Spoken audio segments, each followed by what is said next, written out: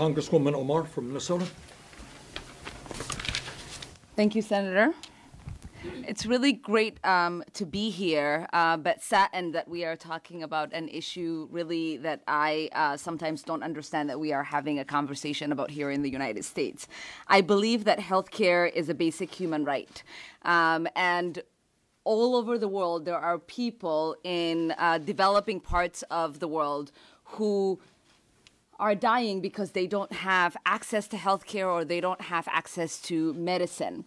My aunt was one of those people. She died of diabetic shock at the age of 21 because she didn't have access to medication.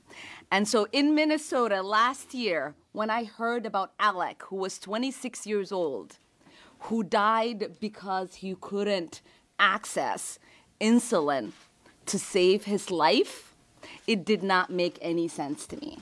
It is okay. It is okay for our mind to accept that there are parts of the world where we have to fight to make sure that they have access to these things. But people in that part of the world are hoping to come to the United States because they think you have access to simple things like healthcare, housing, and food.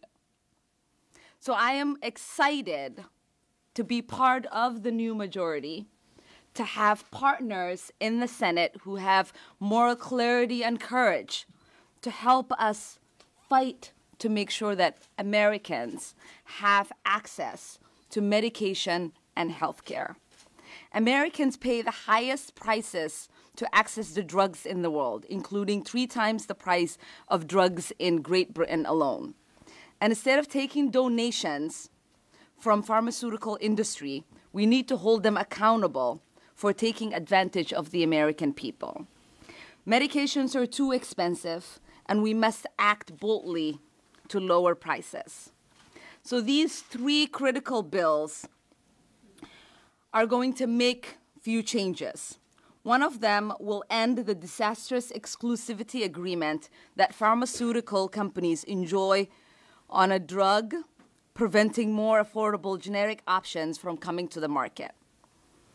The other will allow for an importation of prescription drugs from Canada so that we don't have to pay exorbitant high prices for our drugs. And the last one will allow for, will make it so that there is Medicaid has allowance to negotiate to lower the drug prices. But these are just first steps.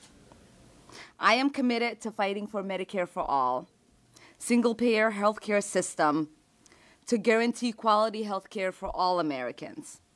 It is unacceptable that there are millions of people here in this country who are unable to seek care because they live without or cannot afford insurance. As an immigrant, as someone who came here 23 years ago, I came for the promise of America, where things are accessible and that there is an abundance of resources. Every single day, I am in shock that there are folks here in this nation that have to make a decision on whether they can put food on the table or get their medication that they need to save their lives. That there are people making a decision whether they file for bankruptcy or seek treatment for some disease that is going to kill them. Here in America, no one should be forced to make such choices. And I know the president campaigned on this, and we're going to hold him accountable to that, and we expect the American people to hold him accountable.